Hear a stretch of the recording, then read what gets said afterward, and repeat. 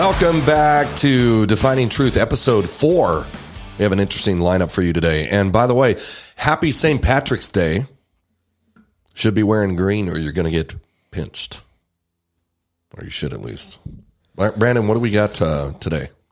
Yeah, so today we got, we're going to start off with the Charlie Kirk story up at UC Davis. 2 arrested and an officer injured after protests clash outside of his speech. We'll view some footage from outside the venue, and then we're going to hear from what the chancellor had to say of the school. And then we're going to give a quick update on the Jessica Tapia story, talk about kind of a bill that provides some background to this issue, and then a bill that an assemblyman from Riverside County is introducing to try to solve the issue. And then lastly, we're going to go into Biden claiming it's close to sinful for states to stand between kids and trans activist doctors, as his mother would say. Amazing. Unbelievable. Cool. Let's get to it. Yeah, so let's start off. There are 2 arrested and an officer injured after protesters clashed outside Charlie Kirk's speech at UC Davis.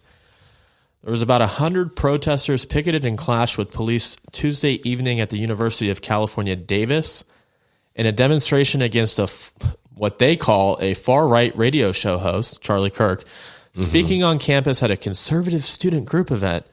The event, organized by the UC Davis chapter of Turning Point USA, featured keynote speaker Charlie Kirk with his thoughts on American values.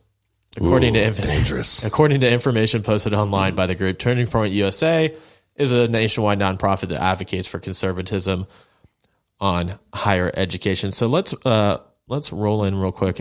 Let's just see what the what it looked like outside the. Yeah, we're going to watch a video here. This was from sacb.com, but it's footage from these crazy leftists outside of this peaceful event.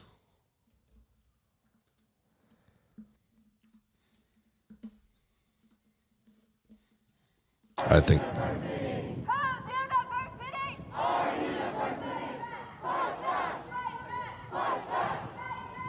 What are they saying? It just sounds like they're barking. I mean, I heard our university. They're saying fight back. Fight what? Jeez, dude.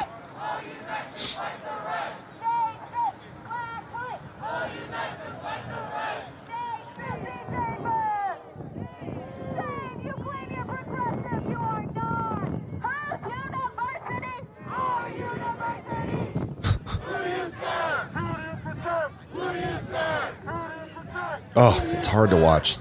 Such idiocy.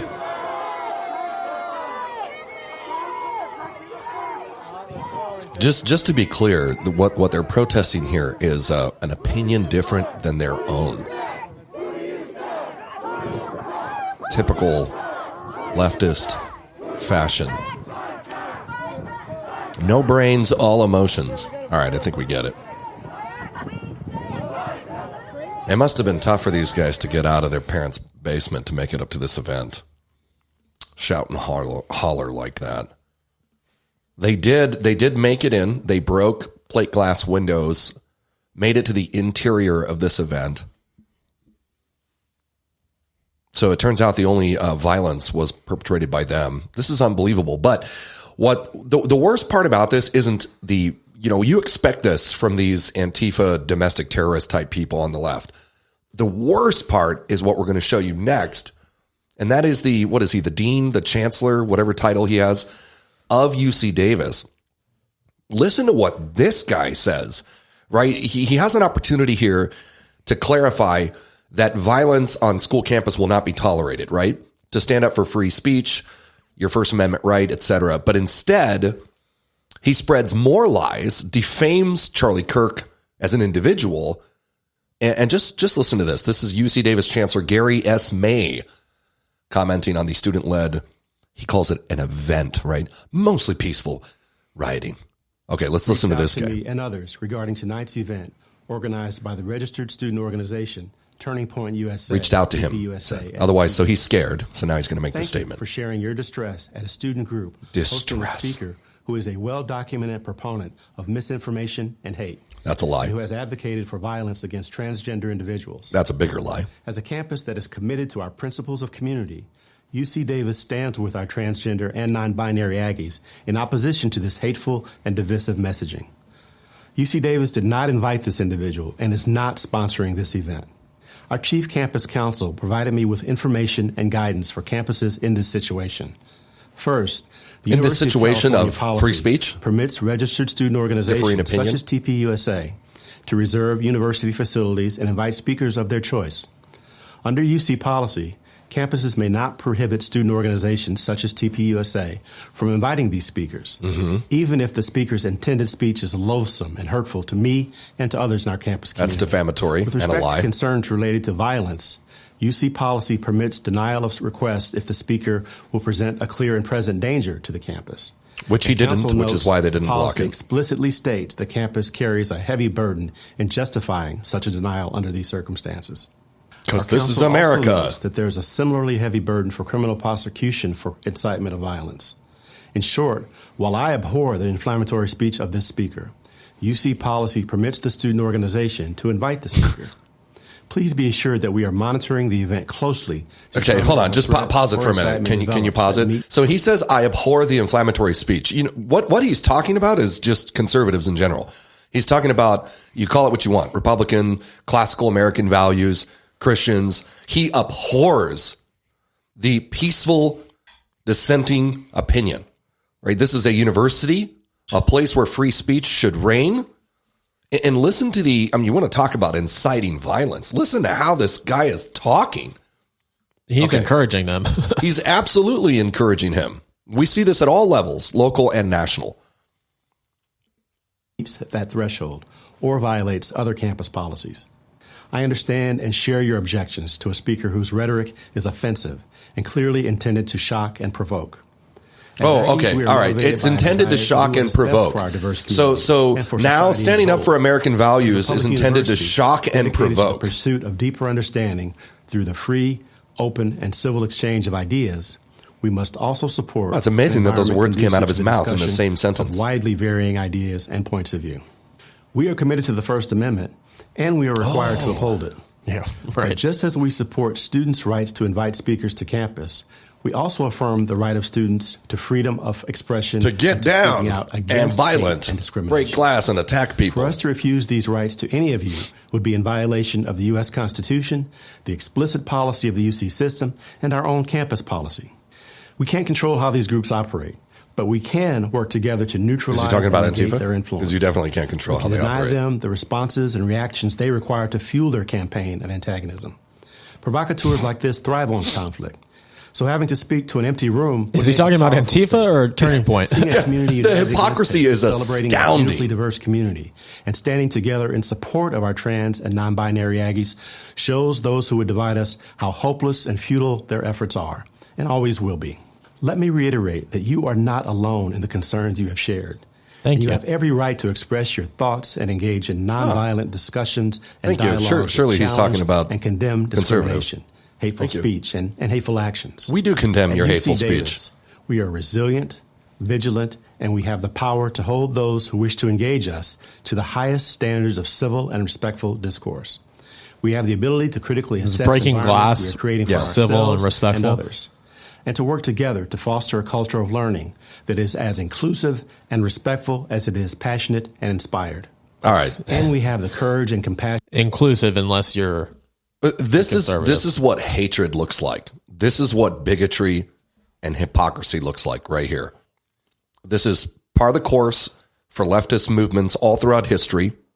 We see this with the National Socialist Movement of Germany, aka the Nazis. We saw this with Marxists. It doesn't matter at one point, it's the horseshoe idea. It's whether the extremes on both ends eventually come back around and meet in the same type of behavior. Typical. We have 100 years of evidence of what this type of ideology leads to, this sort of oppressing of those who disagree with you. Really what it is, it's the oppression of truth. And that's why we believe that defining truth is so important, because when you've reached a point in society when people do not want the truth to be heard because it threatens their ideology, you've entered a very dangerous phase in your history. Very dangerous. This reminds me of when I was in college, we wanted to have a speaker come, and I went to go meet with university officials, and they had told us that in order to have the event at the student union, the university needed to have access to 20 bomb sniffing dogs to secure the student union. And I thought, well, it seems like a lot, but the school paper, the editor at the school paper went and talked to a number of different agencies, and it turned out that there wasn't even like 20 in Southern California that they could access. I mean, it was just they just threw out a random number because they didn't want the speaker to come, and that was their excuse. And to clarify, you had a conservative speaker coming to what school did you go to? San Diego State. Right. So a conservative speaker wanting to come and address a group at San Diego State, and the school told you had to have 20 bomb sniffing dogs. Now, to clarify how ridiculous that is, I spent a long time working for the government, working high threat operations and protective work. Never in my life, not even for the highest threat individual that we protected, have I ever used 20 bomb sniffing dogs. It's not even a thing. That's clearly them just trying to oppress or to suppress your ability to speak freely on campus. Asinine. Yeah, that's again what happens here. I don't know too much about this guy before this event. No one's ever heard of him, clearly. But it's really astounding the level of hypocrisy that we see. We see the same thing at the national level, right? Where leftists go around the country literally burning it to the ground, murdering people, destroying businesses, ruining people's lives. And guys like this will stand up and actually dare to say that the conservative who just wanted to give a speech is the one that's being violent. You know what? The reason it's like this, or we've come to this point, is because remember back when Hillary Clinton, she called everyone who didn't vote for her deplorable. Remember that? Oh yeah. So this marks a very dangerous phase in the historical timeline for those of you who know your 21st century history. When a political movement begins to demonize and dehumanize their opposition, you've entered a new phase, right? The Nazis did this with Jews in Europe. They began to talk of them as subhuman, as so evil that anything is justified in opposing them. And this is what I remember thinking this right away when Hillary Clinton said, anybody that didn't vote for her was deplorable, and not in those exact words, but that caught on. And what started off as like just campaign dirt slinging turned into this national movement of demonizing and dehumanizing anyone who didn't agree with you. And the left has taken this to such an extreme that in their mind, and clearly by listening to this clown, this guy actually thinks, right, that students should be able to show up and smash windows and attack security and stop Charlie Kirk's right, his First Amendment right to speak, because conservatives are just so loathsome. And what did he say? I abhor their speech. Well, listen, I think that leftist ideology, as evidenced by history, is abhorrent. It's disgusting. It's violence. It's evil. And that's not my opinion. That's what the 21st century has shown us. Those are facts. And I still think they have the right to speak at an event of their choosing. I would never encourage anyone to violently oppose free speech. But they do openly now. The left does that openly in our streets and cities across this country. I saw it in law enforcement. I had to deal with this lunacy and then listen to, leftist leaders throughout the country get up and justify and say, well, we should be able to burn cities to the ground. We should be able to attack banks and police stations and attack people and destroy people's personal lives and their businesses because we don't like what you're saying, right? Again, we say it all the time, but it's like when you can't win an argument, at some point you stop talking because you realize I'm not going to win this because common sense is not on my side. So I'm going to pick up this club and I'm just going to beat people until they stop talking. That's what leftists do. That's what they've done throughout history. It's very childlike. It's what a child does when they're not getting their way. They throw a tantrum and start to throw things. What really bothers me is you can see in the video the number of law enforcement officers, the amount of resources that it takes to control these protesters. You know, those guys and girls could be out stopping rapes, murders, violent crimes, but instead they have to, you know, come to campus and you have to babysit these Marxist children. Babysit these children. What a waste. Total waste of resources, unfortunately. Well, let's move into Jessica Tapia, who we've talked about in the past. Reminder, she's the former teacher at the Jurupa Valley High School who said she was fired after refusing to follow a law that bars educators from disclosing students' gender identities to their parents without their consent. Tapia is now planning to sue the school district for wrongful termination, rightfully so. And really, the update is that Assemblymember Bill Asaley from Riverside has introduced new legislation. I'm sure that it won't leave the committee because of California's supermajority. But nonetheless, he says he wants to protect parental rights so parents know what's going on with their children. This new bill would force California school districts to notify parents that their child is gender nonconforming or transgender. And of course, this is sparking backlash from LGBTQ activists and organizations. The bill, titled Assembly Bill 1314, like I said, would require school districts to notify parents. Look how basic that is. In writing within 3 days after learning a student is identifying as a gender that doesn't align with official records or their birth certificates. The fact that that's even necessary is insane. It's embarrassing that we've come to that point in this country.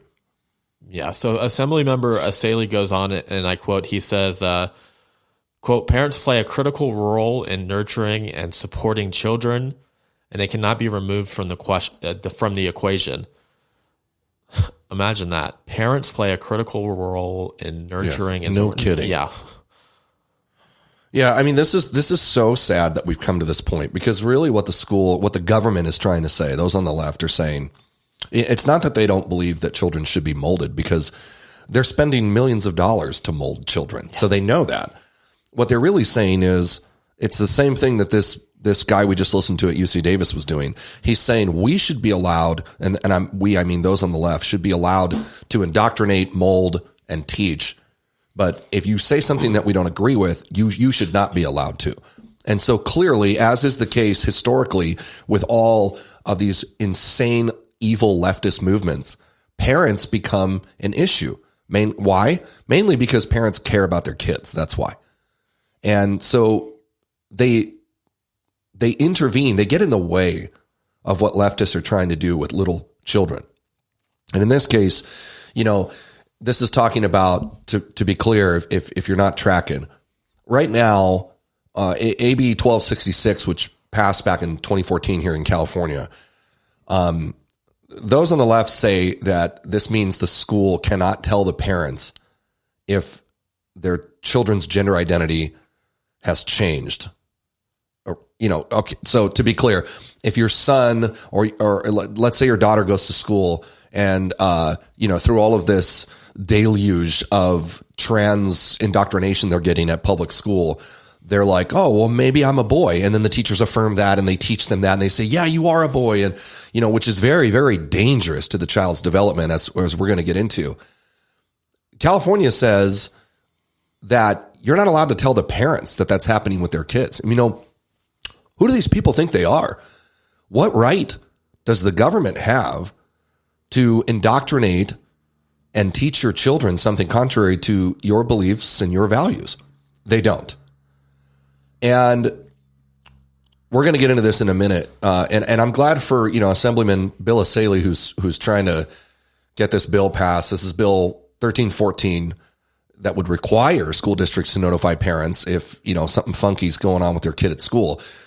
But like you said, we're not sure if this is going to pass or not because of the insanity in the supermajority here in California. But we're going to get into just how how dangerous this is.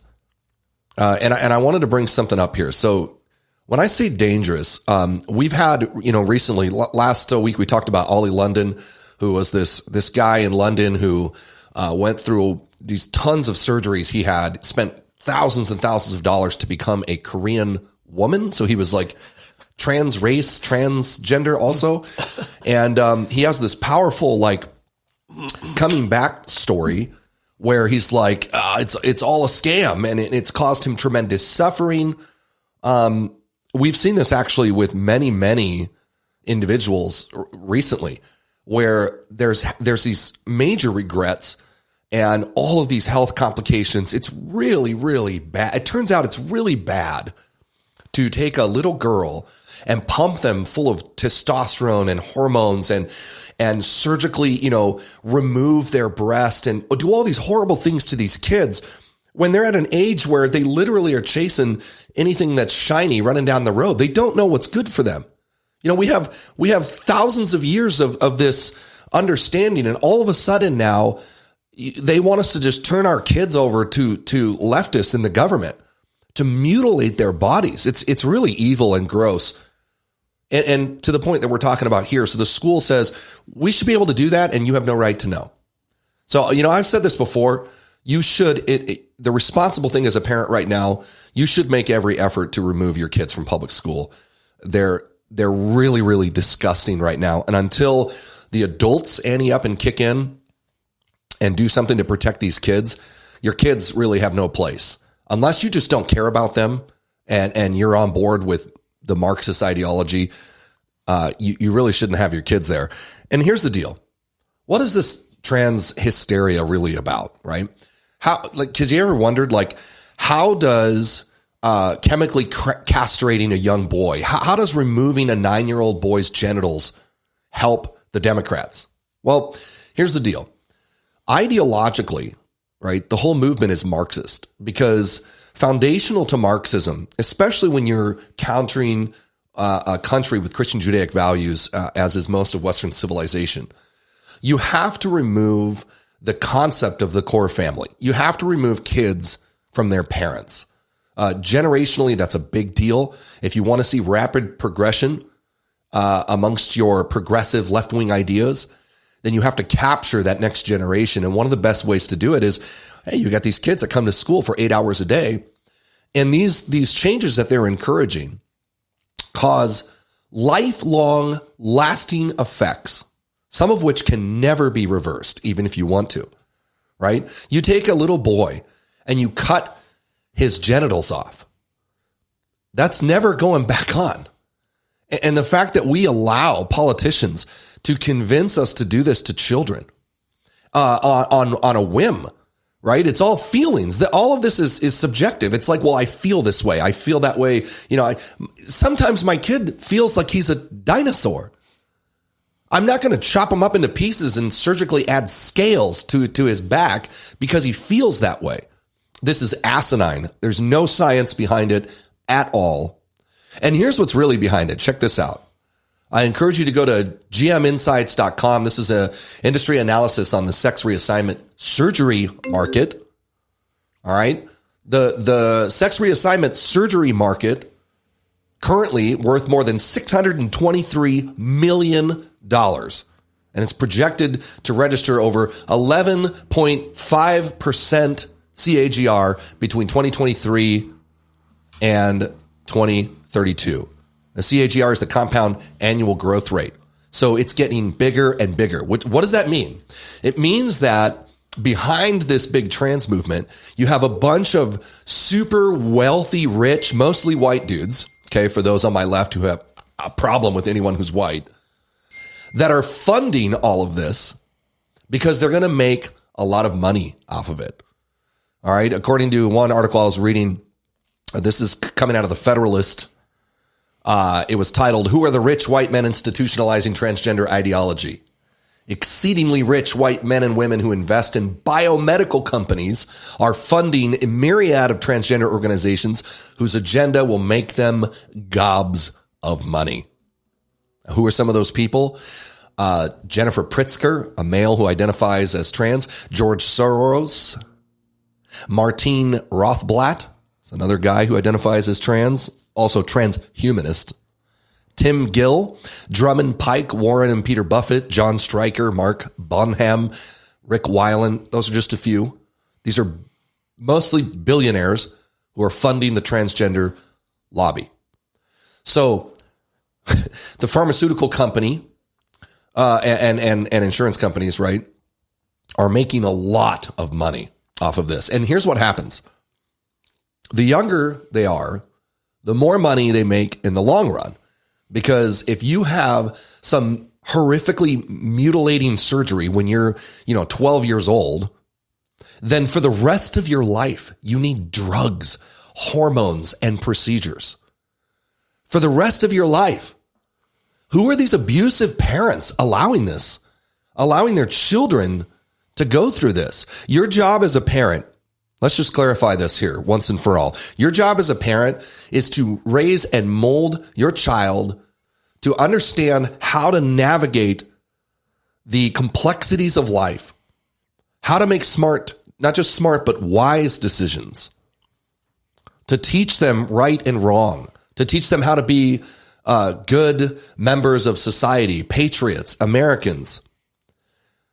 This is just a disgusting Marxist movement that not only is it advancing left-wing ideology in this country, but it's also making a bunch of people a lot of money to the tune of millions and millions and millions of dollars.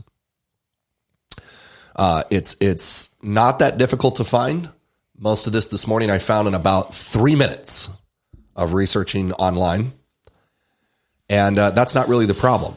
The problem, as we mentioned with the guy, at the school, UC Davis, who we talked about, the problem really is they don't want you to know the truth. That's the problem. It's not that the truth isn't out there. Seek and you shall find. The real problem is the left is working overtime to keep truth from reaching people's ears, because if you hear the truth, it will set you free. And you most likely will not continue in your leftist ideology. Well, excuse me. This rolls right into Biden earlier this week claiming it's close to sinful for states to stand between kids and trans activist doctors. Our fearless leader, President Joe Biden, claimed it was, quote, close to sinful for states to block minors' access to gender-affirming care, effectively standing between children and trans activist medical professionals. Biden sat down with guest host Carl Penn to record an interview for Monday's episode of The Daily Show on Comedy Central. That's where this rhetoric belongs. It's almost laughable. Unfortunately, it's sad, but laughable. And the conversation turned to trans identifying kids and the efforts being made primarily by Republicans in states like Florida to prevent children from making irreversible decisions about their bodies when they're still too young to vote. So let's go ahead and cue up exactly what President Biden had to say. Transgender kids is a really harder thing. What's going on in Florida is, as my mother would say, close to sinful. I mean, it's just terrible what they're doing. I can't believe he said that. It's not like, a kid wakes up one morning and says, I decided I want to become a man, or I want to become a woman, or I want to change. I mean, what That's exactly what's happening. They're human beings. They love, they have feelings, they have inclinations that are, it just, to me, is, I don't know, it's cruel. And the way we do it is we make sure we pass legislation like we passed on same-sex marriage. You mess with that, you're breaking the law, and you're going to be held accountable. Unbelievable. Unbelievable that he dares to talk that way while he himself is part of an ideology that's perpetrating this actual violence and mutilation of children, not perceived or emotional, but actually chemically castrating and conducting life-altering Nazi-esque experiments on young kids. You know what that reminds me of? In the book of Isaiah, chapter 5:20, it says, "Woe unto them that call evil good and good evil, that put darkness for light and light for darkness, that put bitter for sweet and sweet for bitter. Woe unto them. This is God looking down and going, oh man, like, do these people think that they're going to get away with this? You know, Jesus himself said that it's better that you be thrown into the ocean with a millstone. You know what a millstone is? These giant, heavy stones they used to grind out the grain, right? Jesus said it would be better for you to be thrown into the ocean with one of these mega stones tied around your neck than to lead one of these children astray. It is the audacity for Biden to get on there and say that. You know what's actually close to sinful is the over $1 million that the Chinese Communist Party paid Joe Biden and his family. This week, we're seeing the Committee on Oversight and Accountability now revealing that less than 2 months after, at the time, Vice President Joe Biden left public office, the State Energy HK Limited, a Chinese communist-controlled company, wired $3 million to Rob Walker's company. The next day, that company wired $1,065,000 to a company associated with James Gillier, another Biden family associate. And afterwards, the Biden family received $1,065,000 in payments over a 3-month period in different bank accounts. From the bank records, it appears that the Biden family received approximately a third of the money obtained from the communist wire. You want to talk about close to sinful? You're mutilating our children. You're destroying their future, and you're taking money from one of America's greatest opponents on the world stage, geopolitically speaking. And just to be clear, for all my crazy left-wing friends out there, we're not talking about race. When we say China, we're talking about the Communist Party that's oppressing their own people over there. People like Christians and the Uyghurs, who they have enslaved in concentration camps. Before you go out making this about race, it has nothing to do with race. It has everything to do with political power organizations. That's close to sinful, Mr. Biden, that you are the leader, the alleged leader of the free world, and you're taking money from the Communist Party in China. The audacity. We live in some very interesting times, to say the least. Very interesting. Well, what do you think about that, Brandon? I'm taken aback. I mean, Joe Biden couldn't lead his dog on a walk, let alone this country. And he just, I don't know what to say. Yeah. It's upsetting that we've allowed the left to do these things to our children and to our country. And what it really comes down to is people need to wake up. Conservatives, Christians, people on the right, especially in California, we hear all the time, oh, my vote doesn't matter, yada, yada, yada. That might be true at the presidential level to some extent, which even there, I don't agree with it. But you need to vote for people who are running our school boards, our city councils, our state assemblies. The California State Assembly has a supermajority in the state legislature in both houses. So even the handful of Republicans that are there can't do anything. We have members like Bill Asaley who are writing bills, weekly. They're not making it out of committee, but at least they're making a statement. He had the one that we talked about earlier. He had the bill on gun enhancements for people who use guns in violent crimes, which the Dems rejected. Makes no sense. Well, I guess it does make sense when you look that during COVID, they're releasing violent criminals back into our communities who are then going in shockingly, or not so shockingly, astounding, committing the same crimes that they were incarcerated for. So that's what it really comes down to. You need to vote. You need to, not to use the left's term woke, but you need to wake up and you need to start getting involved in your child's life, getting involved in your community, whatever it may be, because we've seen throughout history where this where this road leads. And it's not a good one. No, you have a great point. And, here at Defining Truth, we have a big problem with those in churches, with Christians who don't care enough about their neighbors, don't love them enough to be involved.